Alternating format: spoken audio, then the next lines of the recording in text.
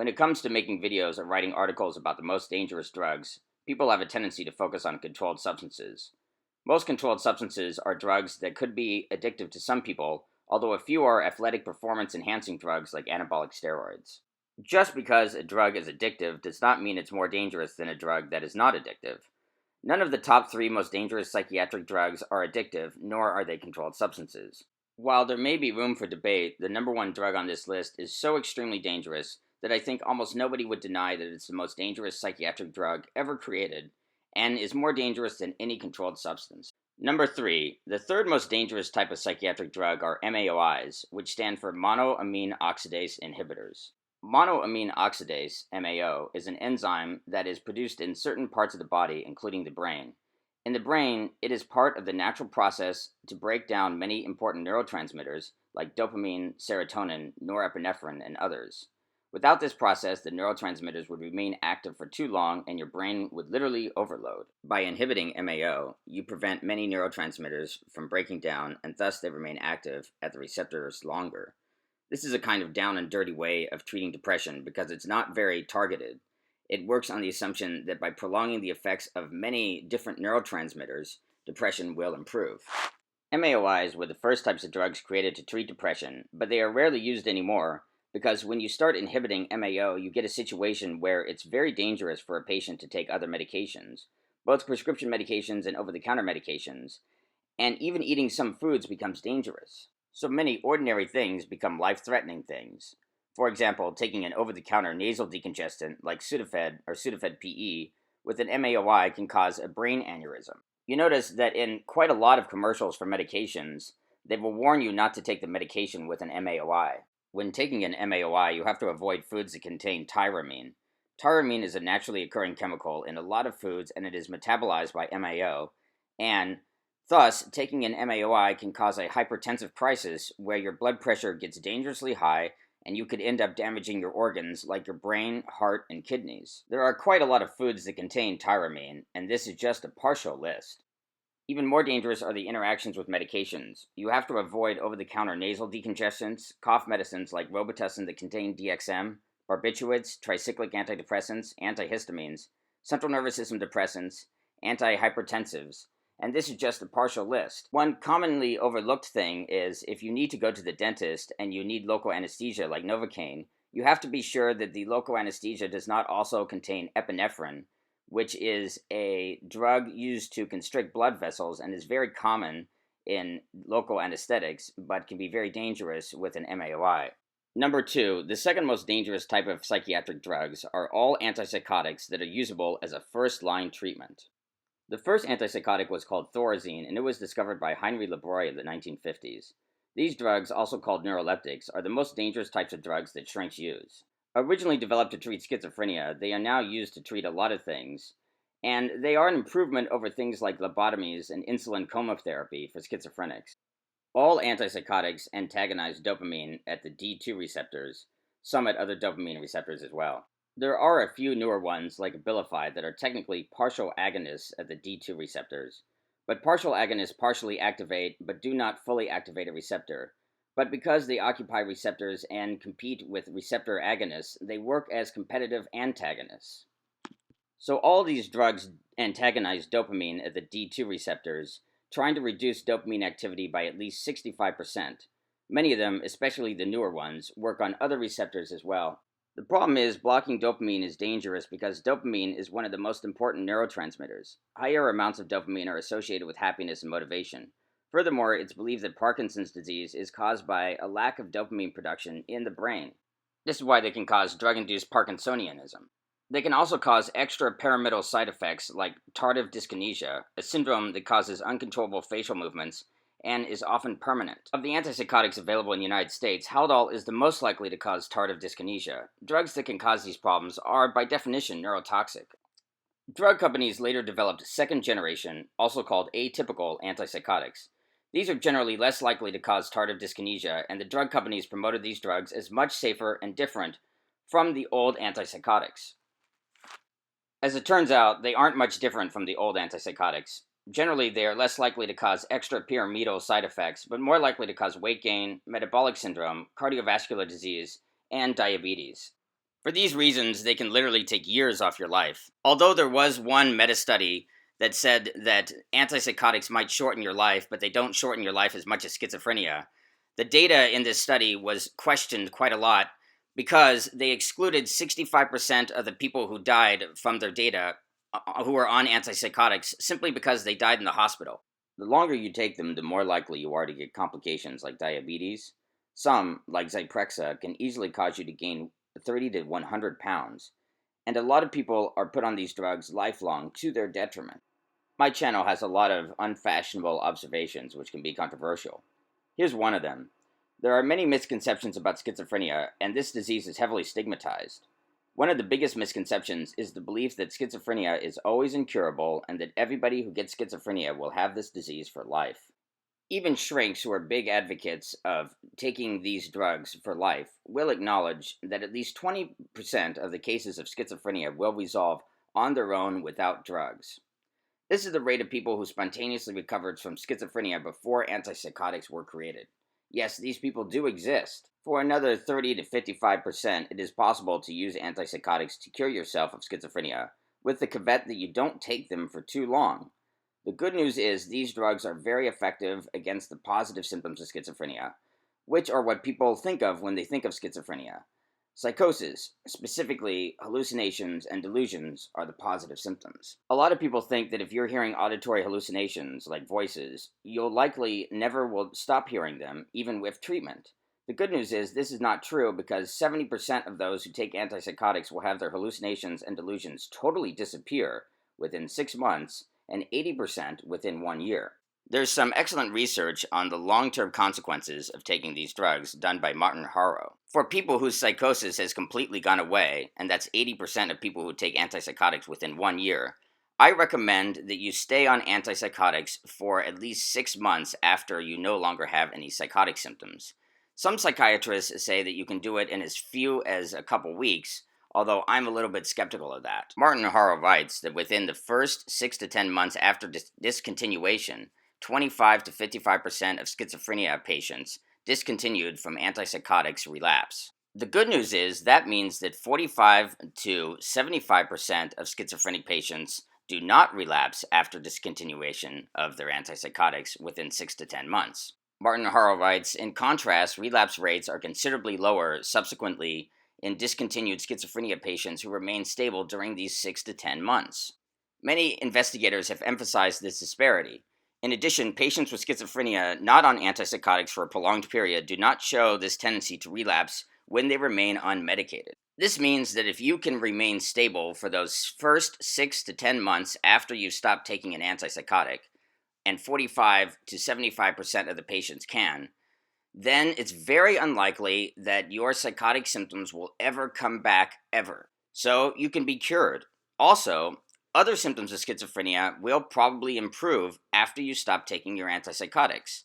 This is because there are other symptoms of schizophrenia known as negative symptoms. Negative symptoms include flattened affect or blunted emotion, lack of motivation, and the inability to experience pleasure. The bad news is all antipsychotics make the negative symptoms of schizophrenia worse, not better.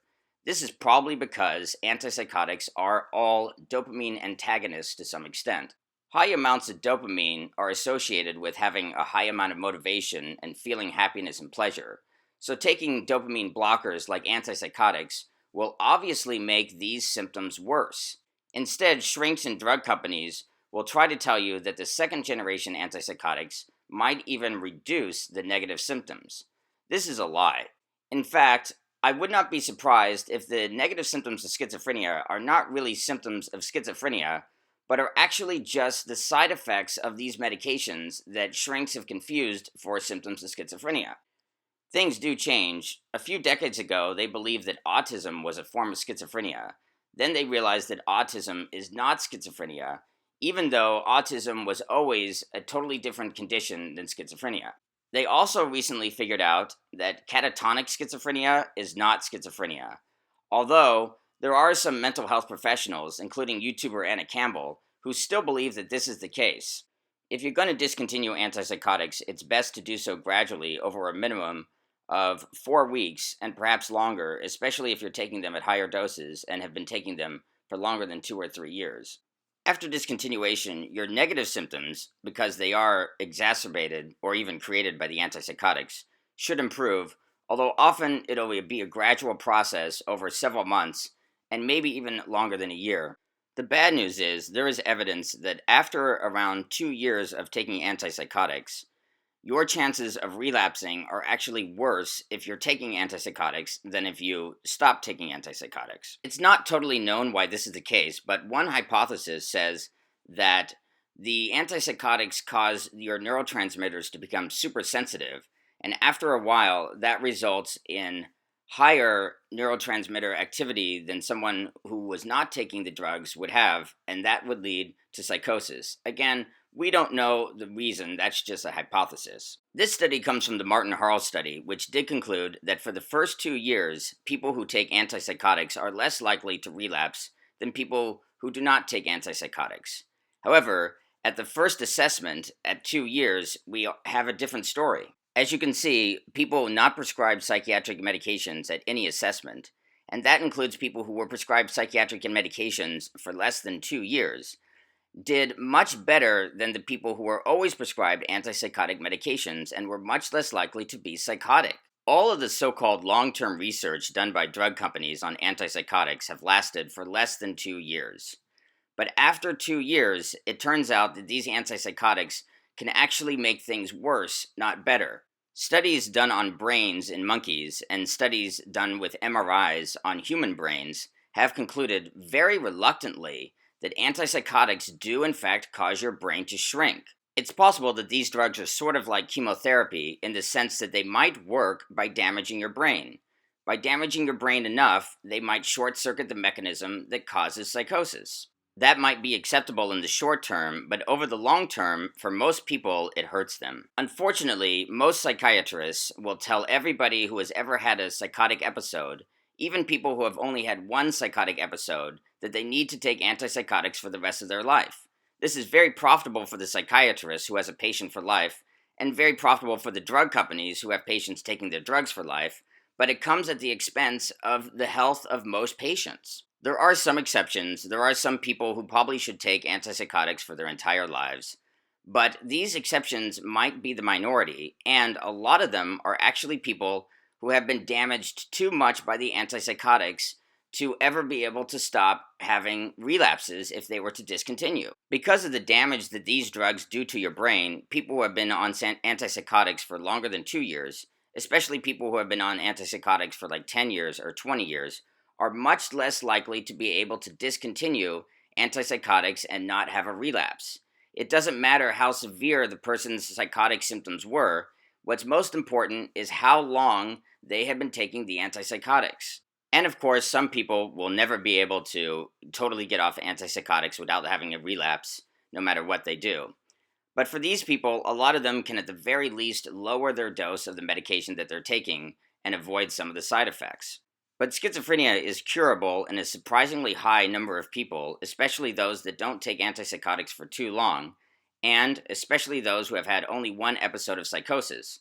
However, even people who have had more than one episode of psychosis can still be cured permanently, although it's less likely. Some shrinks who criticize this study say that the people who stopped taking their antipsychotics were people who chose to stop taking their antipsychotics, and the people who stayed on the antipsychotics were people who chose to stay. And that means that the people who stopped taking their antipsychotics were people who had less severe symptoms.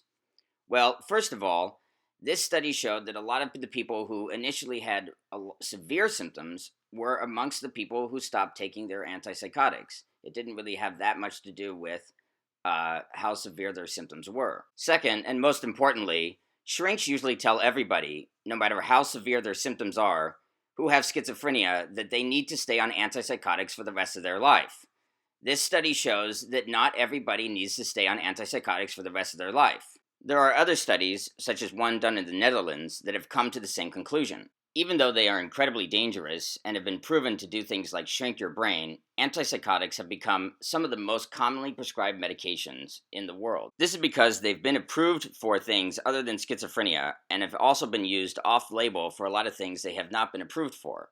They might help treat people who have manic depression, also known as bipolar disorder, because this disorder is characterized by mood swings, and antipsychotics have an emotional blunting effect, and this emotional blunting effect could blunt the mood swings as well. Since they are antipsychotics, they might help for people who hear voices when they become manic. However, because they make it difficult to experience pleasure, they really are not that helpful for the depression part of manic depression. They are primarily helpful for the manic and hypomanic part of manic depression. But they still will have side effects, they can still shrink your brain, and you may want to try some other alternative if you have bipolar illness. Although I'll acknowledge that some of these other alternatives can be pretty dangerous themselves. This video was getting too long, and so I made it a top 3 most dangerous psychiatric drugs video instead of a top 5. If I had made it a top 5, I probably would have included the bipolar drug lithium as one of the top 5 most dangerous psychiatric drugs.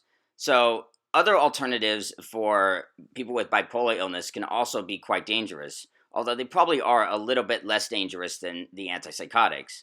The antipsychotics work best for people who have bipolar illness and also who have some psychotic effects, like they hear voices when they get manic, for example. Some antipsychotics have been approved for use in people with depression to augment their antidepressant when they have not responded to it enough.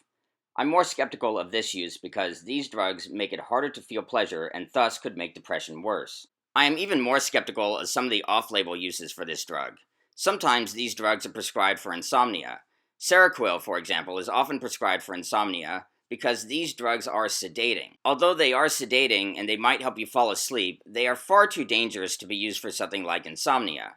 You could also hit yourself over the head with a mallet and make yourself fall asleep, but that doesn't mean that you should do that. Remember, all antipsychotics cause your brain to shrink. It's not worth it to take that risk just to treat insomnia. The number 1 most dangerous psychiatric drug is Clozaril, with the generic name Clozapine. Clozapine is an antipsychotic like the ones I discussed in the previous section. In the previous section, I used all antipsychotics that could be used as a first-line treatment. Clozapine is the only antipsychotic that can never be used legally as a first-line treatment. It is always considered a drug of last resort. When Clozapine was first released in the 1970s, the company voluntarily withdrew it from the market because it was so dangerous. It was put back on the market after, in the late 1980s, it was proven that Clozapine is more powerful than all the other antipsychotics and can be used for people who have treatment-resistant schizophrenia. The FDA allowed it back on the market, but because Clozapine has risks that drugs that have been recalled do not have, the FDA made sure to put so many restrictions on Clozapine that it's actually more restricted than any controlled substance and any other psychiatric medication, and as far as I know, it's more restricted than any medication. For one thing, it cannot be used unless you have taken 2 other antipsychotics and they have both failed to work. It also requires that the doctor and the pharmacy be specially certified in dispensing Clozapine. All patients, their doctors, and their pharmacies have to go on a national list so that the FDA can monitor the patients to make sure that they don't have a very notorious side effect of Clozapine. That side effect is severe neutropenia. Severe neutropenia is when certain white blood cells that are responsible for a large part of your immune system become dangerously low in your blood. This leaves you vulnerable to opportunistic infections and can easily kill you. In other words, Clozapine is capable of destroying your immune system and causes a syndrome that is similar to having late-stage AIDS. In order to make sure that this does not happen to you, you are required to give them a blood test once a week for the first 6 months that you're taking it, once every 2 weeks for the second 6 months that you take it, and after that, once a month. They will not dispense Clozapine to you without this blood test. And, for example, for the first 6 months, you give them a blood test and they will give you exactly 7 days worth of Clozapine and no more until you come in for another blood test. In addition to this, Clozapine has several other black box warnings. Clozapine has 5 FDA black box warnings. A black box warning is the strongest type of warning that the FDA requires, meaning that they believe that there's a very serious risk of a very serious complication. In addition to destroying your immune system, another black box warning says that this drug can have severe cardiovascular effects. This includes myocarditis, a potentially fatal inflammation of the heart, and heart failure. Another black box warning says that it can cause orthostatic hypotension and bradycardia.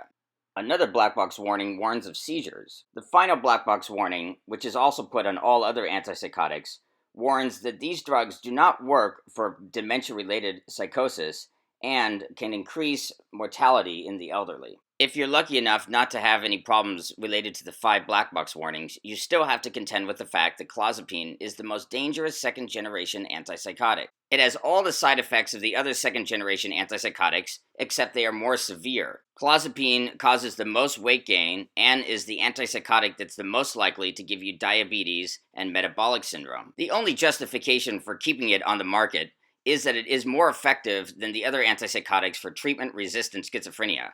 But like other antipsychotics, the only thing it works for is psychosis. Specifically, it only helps people for their hallucinations and their delusions.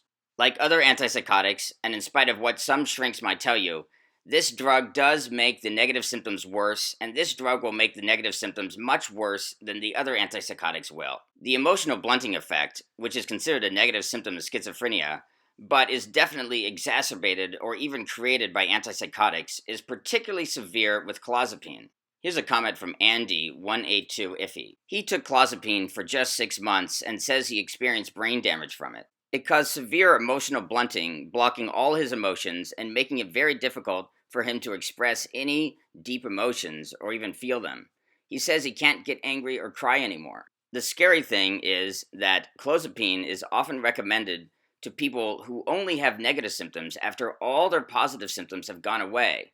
The truth is, this drug will make your negative symptoms, like emotional blunting or blunted affect, much, much, much worse. Furthermore, Andy, 182 Iffy, told me that he was actually prescribed clozapine not for schizophrenia, but for schizotypical personality disorder. Schizotypical personality disorder is often believed to be on the schizophrenia spectrum, but clozapine and other antipsychotics will not help it, simply because schizotypical personality disorder does not involve psychosis. It does not involve hallucinations or delusions, and therefore antipsychotics will not help it. The only thing clozapine should ever be used for is severe hallucinations and delusions that do not go away with other antipsychotics. It's also a good idea to try more than 2 other antipsychotics before you switch to this drug. It's also a good idea to get off of this drug as soon as you possibly can. Yes, there is a very, very, very, very, very small minority of people who might be better off taking clozapine for the rest of their lives, but most of the time this drug will hurt you. This is in part because this drug is often used for people who don't even have the kind of symptoms that it will treat. So this drug actually is overprescribed, even though some shrinks will try to tell you that it's underprescribed.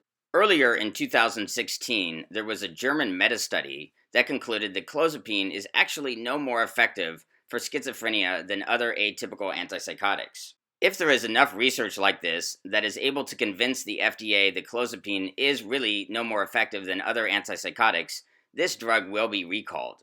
The only way the FDA can justify keeping this drug on the market, in spite of its extreme risks, is the fact that it is more useful than other antipsychotics for treating treatment-resistant schizophrenia. If it's only as effective as all the other antipsychotics, then there is no justification for keeping such a risky drug on the market when you can just use another antipsychotic that has a much fewer risks and yet works just as well. The point I'm trying to make is that clozapine's availability on the market is just barely hanging on by a thread. There are studies that show that clozapine does indeed cause more brain damage than the other antipsychotics. So please be very careful before you let some shrink or anyone else convince you to take this drug.